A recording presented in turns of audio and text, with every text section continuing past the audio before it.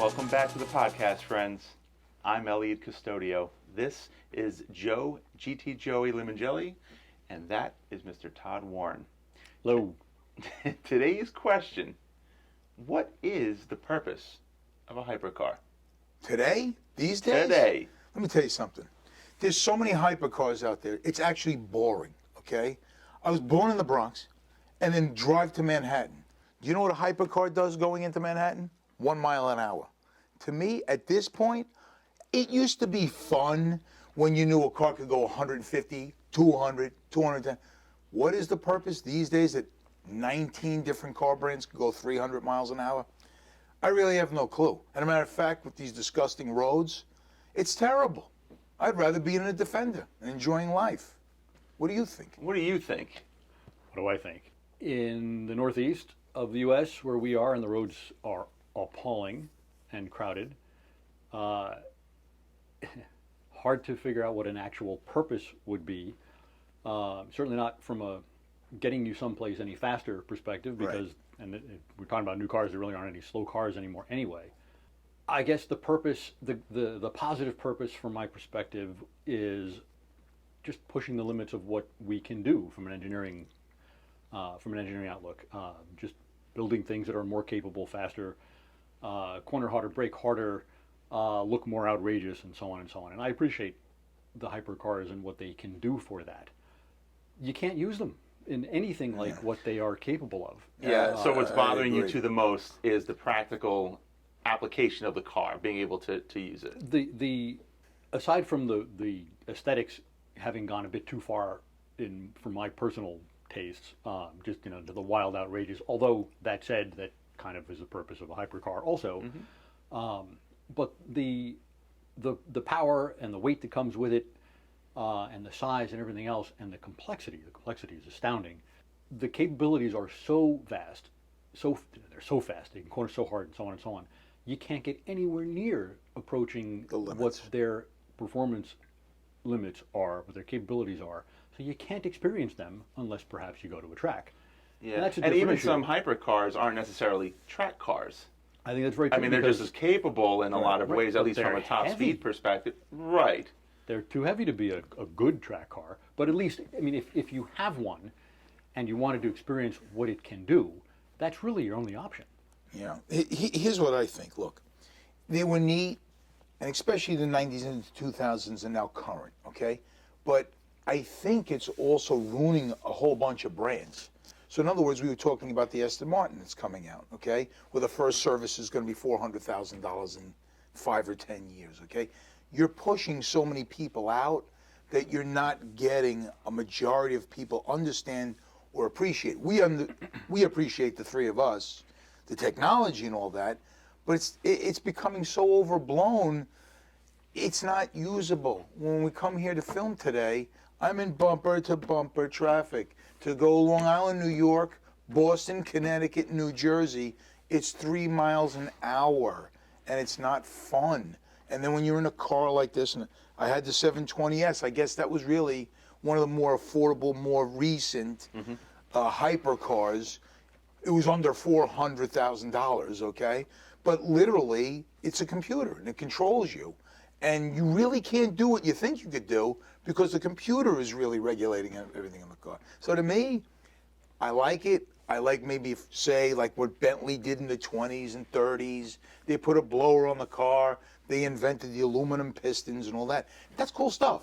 Yeah. But I mean, now it's okay, I could do 239, and the other guy could go 240.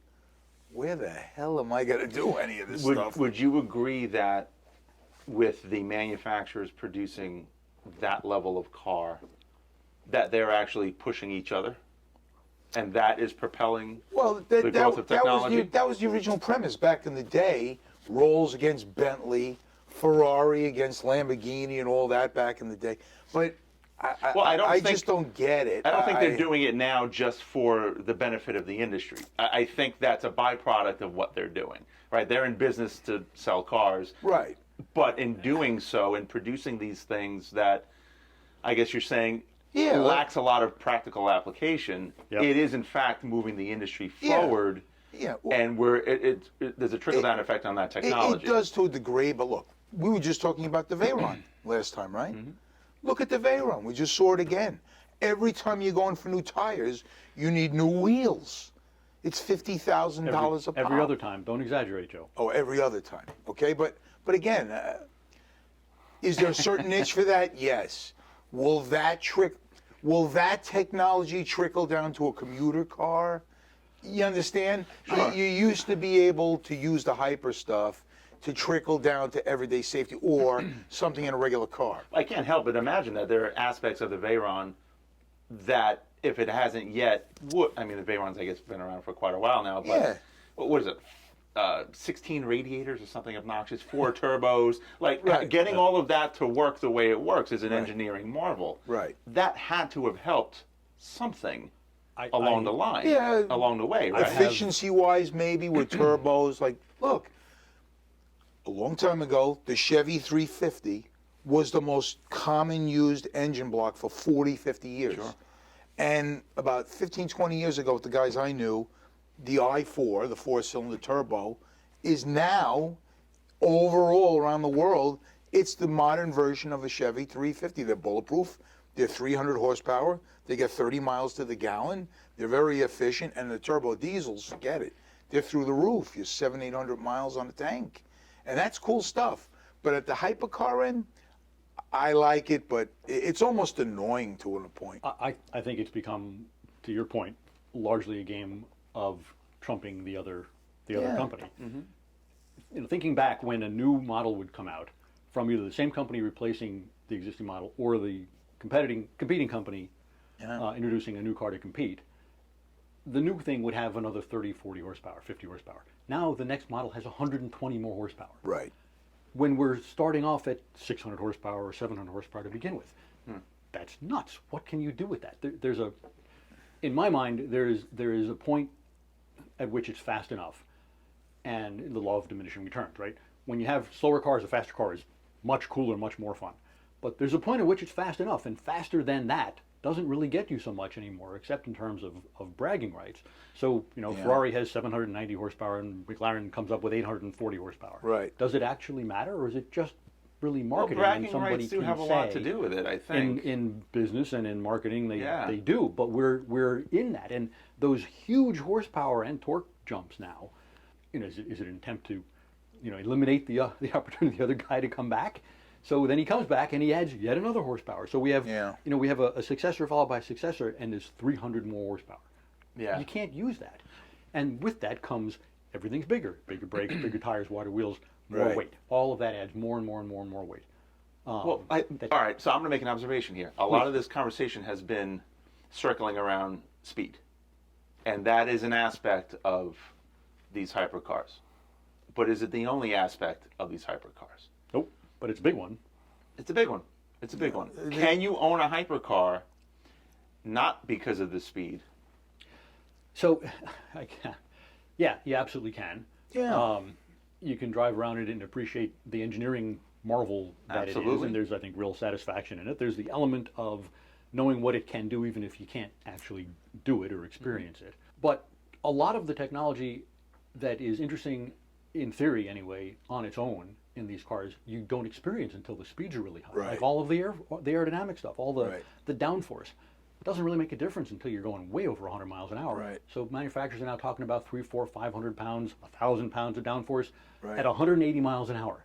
That brings you back to the track. You know. I think there's a lot of value in pride of ownership.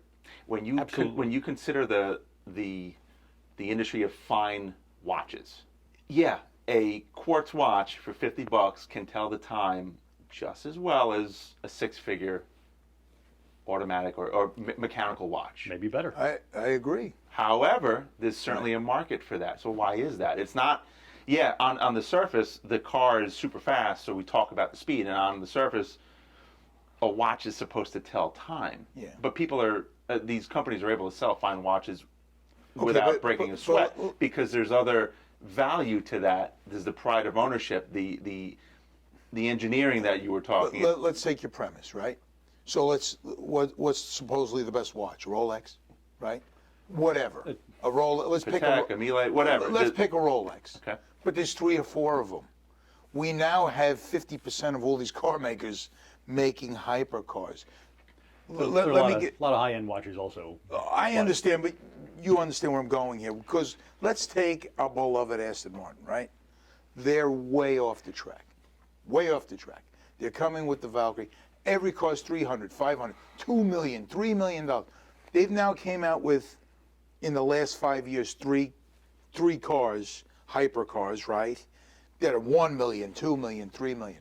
They never even see the light of day. They're in some guy's garage. I see it at the dealership. Joe, do you want it?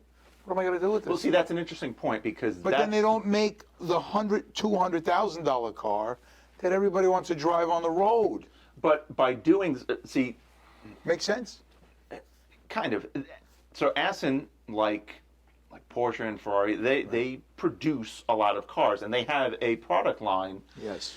that stretches different price points, Yes. right? So you can create that wacky car, and it has that halo effect on the lower cars. Juxtaposed to that, you look at something like Koenigsegg. There is no pedestrian Koenigsegg, Right. right? They don't have necessarily the halo car effort because they're all freaking expensive. They're all hyper cars. Right. So they don't have the hypercar to add that extra shine to the supercar or the sports car, right? So that's an interesting dynamic. It is. I think that makes a lot of sense. But I'm going to make a distinction between the high-end watch market and the hypercar, because the high-end watch doesn't go faster. It doesn't do things you can't experience. It may have more complications, but you can use all of those complications. It's still telling time, Even right? if you're just using the various complications as something of a novelty. But it's interesting, and it's something that the lesser watches don't do. Right. And the craftsmanship and so on that's involved, you can appreciate that in and of itself, and you get that in the hypercar. But you also get that in Aston Martin world. You get the craftsmanship, for example, in the the DB9s, the V Advantages, the DBS, and so on that was made for years. The current DBS has just gone away. But the thing that really distinguishes the hypercars from the lesser cars in their lines is that outrageous performance, and that's not the case with the watches. The watches the more complicated watches, you can use the complications. You can It's watch still the same time. The outrageous performance of the hypercars, you can't. But the aesthetics, the craftsmanship, the materials that are used, and at the fine tolerances and so on, if you're interested in that, to me is very interesting. But I think there are more parallels to the watch market than we're talking about here because they're luxury goods. Yeah, I think there are a lot of parallels. well, yeah, but you can have a watch with a lot of complications, and you may or may not use those. Phase of the moon, day of the week, Right. so on and so forth. That's all cool stuff. Sometimes you own it because they were able to get so much of that into such a small case. Yep. There's an engineering aspect to it and an appreciation of what that is, even if the practical application is kind of irrelevant. If I'm walking around with a $250,000 watch, again, it's not telling the time any differently than that $50 quartz watch, but I have this pride of ownership because I understand what it took to put this object together, even if I'm not going to open up the case and actually look at it with my own eyes. And I think a lot of that can be made, a lot of those parallels can be made with these hypercars because I may never want to go 200 plus miles per hour. Right. It's just not the point. I own a vehicle that I know is capable of it, and I appreciate that it could, It's like and I'm owning okay with that. It's like owning a Rolls or a Bentley. Right? Different strokes for different. Yeah, you know what? Maybe what's bugging me. Look, to get to these levels of 200, 300 miles an hour, they all seem to be the same. You know, they look like a wedge, and we get it. It's aerodynamics. You can't defy physics, but it would be nice if something looked like an old Bugatti from the 30s or an E-Type Jag again, and maybe came close. That would be a challenge that a guy like me would say, hey, now that's cool. I'd buy that and spend the money if it actually looks sexy that I wanted it. I want it. I don't want these hypercars. Right. It looks like a computer to me. I don't need a computer. Let me poke fun at him for 1 second. Go ahead. We were just my talking. guest. We were just talking We earlier. like doing this. We were just talking earlier this week about the release of the Aston Martin Victor, which was kind of based on the. I'm sorry. Valkyrie. No. It's the Valor, the newest one? Valor was based Right. on the Victor, right? Or inspired by it, or whatever. Right, it's Whatever. pretty darn close. I don't think it's much of a stretch to say that it looks a lot like the V8 Vantage from the late 70s through the 90s. Right. That's a modern car, a very high-end modern car that has an older aesthetic. But I know you don't like that. Right. This is the one that we saw that looks like a 2006 Mustang? Is that the one with the same nose? That was your response. It's Yeah. terrible. You think it does, Listen. but then you probably think a terrible. 70s V8 looks like a Mustang also. No, which a lot of people do. A lot of people yeah, do. but listen, it's terrible. They're so stale right now. They have to come up with something creative. Now listen to me. What's really going on here is the government is controlling what we can own. Hold on one second. Yeah. While we're still on the Valor, and aside from Oh, I aesthetics am. and whether It's it looks terrible. like a Mustang, the It's whole terrible. point of it Yeah. is that it's a V12 with a manual transmission. Yeah, I understand. I'm the first guy that loves that. But I'm just saying, okay, so I got a V12 and a stick shift, but I'm in a car that looks like a 2006 Mustang, and I paid $400,000 for it. It's terrible. Listen to me, it's So terrible. it's a lot more than 400 grand too. And it's more than 400 grand, And for the record, and nobody cares. I'm annoyed that they're only building 110, because why just build 110 new V12s with a manual transmission? There's a bigger market for that.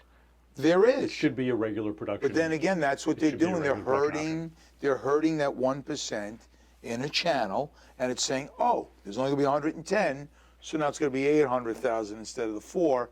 And again, you lose 90% of the population. I think it's even more than that, but Even more, right? But I don't get it. I think if they start making sexier cars that are hypercars, that'll bring a lot of interest. I think personally, younger people today, they're in their 20s and 30s, I don't think they know what it is. They can never grasp it. They can never grasp that ring. They're going to have $8, $9, $2, $3 million for a car. I think you'd rather see a manual V12 Vantage again Oh, before them selling more than Oh, yeah. 110, which is up for the 110 years of Aston Martin being Absolutely. around. Yeah. You'd rather see that. I'd rather see Oh, them yeah. reintroduce a regular production car.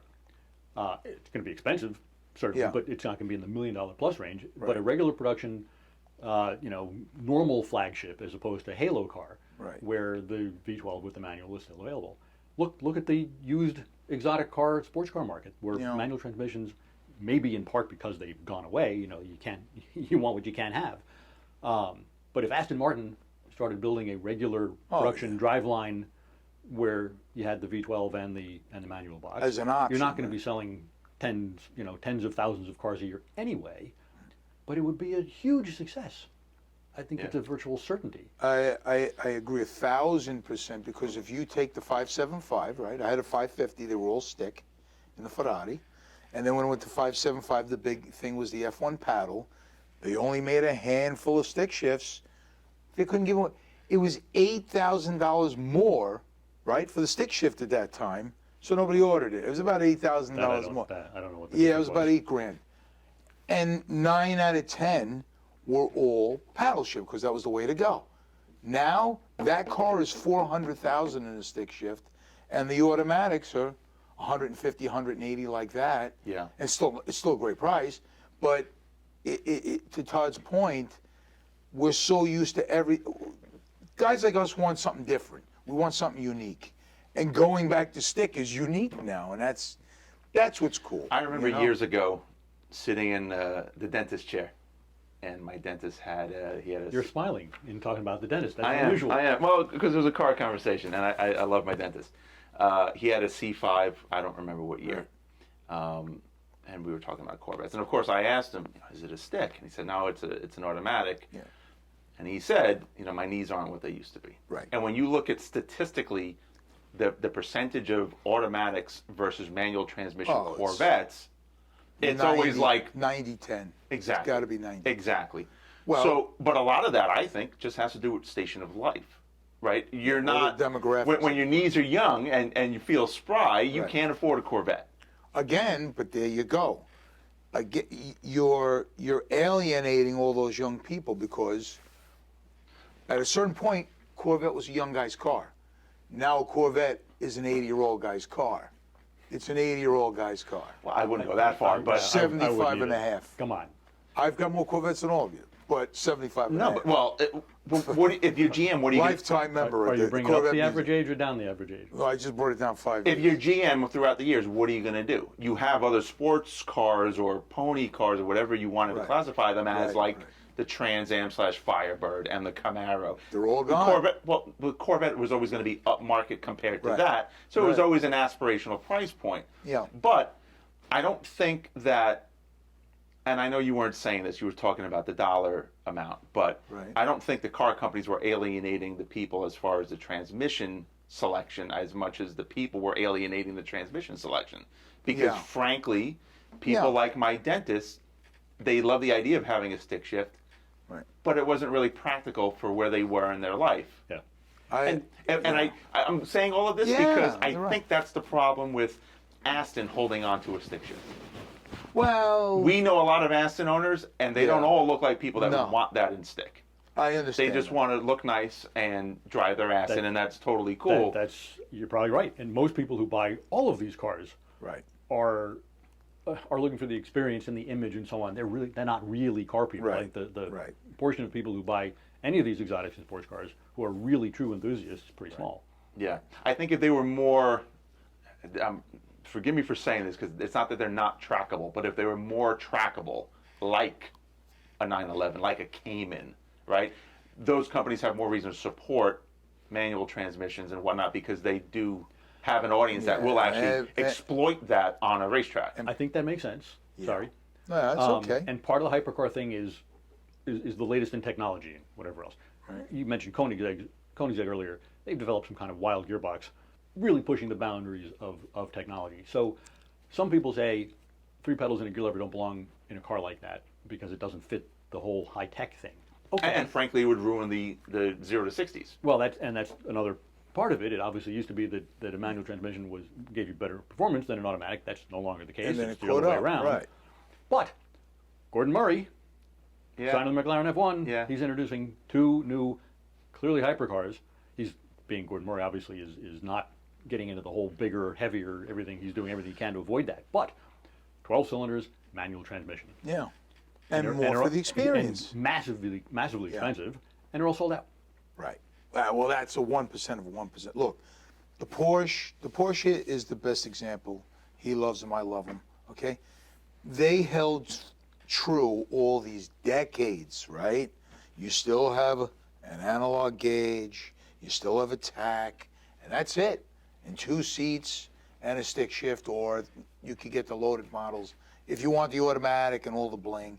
But they've held true. They're really the only one left, other than Ferrari. But Ferrari's in they went another direction with all these crazy Well, to cars. bring this back to Yeah, the hypercar, Yeah. as we begin to button this episode up, yeah, after everything we discussed, you know, can we put aside the need to drive it at speed to still find value and a purpose for the hypercar? To varying degrees, I think. I think it depends on what you want. Yeah. For me, I know myself, and if I had a car that was capable of that kind of performance, I would want to experience it from time to time. Because to me, that's an inherent part of it. It's not the only Right. part of it, but it's an important part of it. And for me, driving a relatively recent car with a manual transmission that is still fast but not that fast, at even the fast speeds we can drive on the road, I personally find that more fun because Right. you're pushing them harder. and you're engaging. You're working them harder. You're getting close to their limits, even if you're not right up against them. You're getting much more of what the car has to offer. And to me, that's where the fun lies. At a given speed in a fast car, and let's say you're using 90% of it, you're really working it. In a faster car, maybe you're only working at 65%. Right. It's too easy. You turn the wheel, car goes that way. There's no challenge. There's no feedback coming through the wheel telling you you're kind of getting close to the limit of grip because you're not getting close to the limit of grip, even though you're going really fast. Yeah, and So I think it depends on what you want. And for Yeah. me, I feel like if I had a car, if I had a true hypercar on the road, I would either be in trouble or frustrated. right. And for my 2 cents to wrap it up, when I went down the McLaren Road, the 720S, told you I had one of the early cars, and paddle, there's no stick, and it was fun, but it happens to a lot of guys, like he's saying. I like being involved. I like automatic cars, believe me. but I like stick shifts. I don't care if I'm a millisecond slower, but I'm involved. I feel everything. I know what's going on. I had Todd in the car. Boom, first gear. Boom, second gear. Second gear, I'm doing 100 miles an hour. Your skin is peeling off your face. But after about 3 times, you're like, okay, I want to turn on the radio and I want to cruise around doing 40 miles an hour, Right, unless I want to go to jail every week. And then you start saying, I've got 7, 8, 900 horsepower. I'm at the red light now, you know, and I'm not going anywhere. So, Yeah. I don't know. It gets a little I guess frustrating. it's safe to say frustrating. it's very much on the application. Yeah. There's value, but it's very much Absolutely. on. And I have it's huge, very individual. huge respect for hypercars. I find Yeah. them very, very The interesting. technology is cool, But but I haven't found myself wanting to own one for my own priorities in a car. yeah. What I learned from this episode is that we need to have another episode on manual transmissions. I Because like that. I think there's a topic here about driving a car or steering a car, if I you like will, that. right? So, I like that. Or having the car do it all for you, which we seem to rapidly be headed toward. oof. We'll see. This is getting heavy. Also a topic. Also a topic. Thank you for tuning in once again. Thank you. If you like what you saw, if we made you laugh maybe, hit the like button and please subscribe. We want you to be able to be notified when our next episodes come out. So till then, we'll see you. Thank you.